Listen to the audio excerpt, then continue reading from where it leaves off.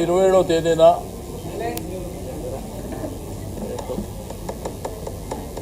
భారత రాష్ట్ర సమితి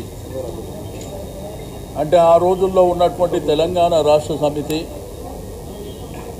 పార్టీ ఆవిర్భావం 25 వసంతాలు పూర్తి చేసుకుంటున్నటువంటి శుభ సందర్భంలో మా ప్రియతమ నాయకుడు కేసీఆర్ గారి నాయకత్వంలో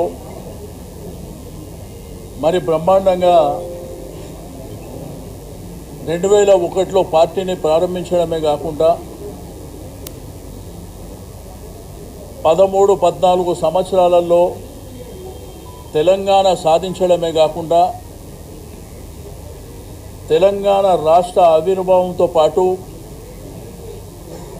మరి ఒక ఉద్యమ నాయకుడే రాష్ట్రానికి ముఖ్యమంత్రి కావడం 10 సంవత్సరాల పరిపాలన ఈ దేశానికి ఆదర్శంగా రైతులు కానీ యువకులు కానీ మహిళలు కానీ నిరుద్యోగులు కానీ మన గ్రామీణ ప్రాంతంలో నీళ్లు కరెంటు లేకుండా సుమారు 65 సంవత్సరాలు ఇబ్బంది పడిన వాళ్లకు కేసీఆర్ గారి నాయకత్వం వారికి ఉన్నటువంటి విజన్ అనేది ఏందో ఆ 10 సంవత్సరాల స్వర్ణయుగాన్ని ప్రజలు చూసిర్రు.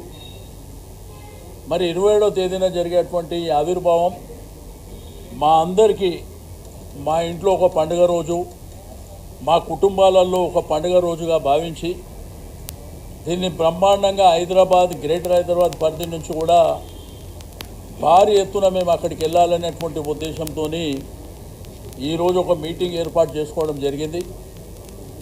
రెండోది రేపు ఎల్లుండి మీకు గోషామైల్ కానివ్వండి, నాంపల్లి కానివ్వండి, కార్వాన్ కానివ్వండి, అదేవిధంగా ఖైరతాబాద్ ఈ మీటింగ్లన్నీ రేపు ఎల్లుండి శ్రవణ్ గారు, కాలేరు వెంకటేష్ గౌరవ శాసనసభ్యుల ఆధ్వర్యంలో ఆ కార్యక్రమాలు జరుగుతాయి. రెండోది అన్ని నియోజకవర్గాలలో 12-13వ తేదీన కూడా నియోజకవర్గాల్లో మీటింగ్ జరుగుతాయి. 20వ తేదీన ఈ నెల ఇక్కడనే భవన్లో జనరల్ బాడీ మీటింగ్ జరుగుతుంది.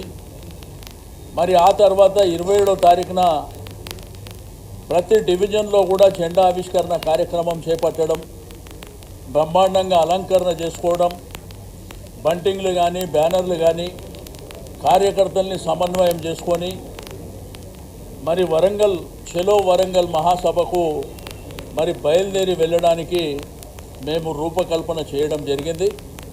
కాబట్టి కార్యకర్తలు, నాయకులు, సింపథైజర్స్, ప్రజలు కూడా స్వచ్ఛందంగా ముందుకొచ్చి, ఎందుకంటే ఆ బ్రహ్మాండమైనటువంటి స్వర్ణయుగాన్ని మీరు చూసినారు, బ్రహ్మాండమైనటువంటి పరిపాలన చూసినారు. కాంగ్రెస్ ప్రభుత్వం వచ్చినాక ఈ 1.5 సంవత్సరాలు మరి ఏమి జరుగుతుందో మన కళ్ళ ముంగట మనం చూస్తున్నాం. ప్రజలు ఎట్లా ఇబ్బంది పడుతుండ్రు, రైతాంగం ఎట్లా ఇబ్బంది పడుతుండ్రు, విద్యార్థులు ఏ విధంగా ఇబ్బంది పడుతుండ్రు, మహిళలు ఏ విధంగా ఇబ్బంది పడుతుండ్రు, మరి అదేవిధంగా ప్రభుత్వ ఉద్యోగులు కూడా ఎట్లా ఇబ్బంది పడుతున్నారో మనం చూస్తూ ఉన్నాం. కాబట్టి మనందరం కేసీఆర్ గారికి సంఘీభావం తెలపడానికి మరి అందరూ కూడా ముందుకు రావాల్సినటువంటి అవసరం ఉన్నది అని చెప్పి నేను ఈ సందర్భంగా తెలియజేస్తూ ఉన్నాను.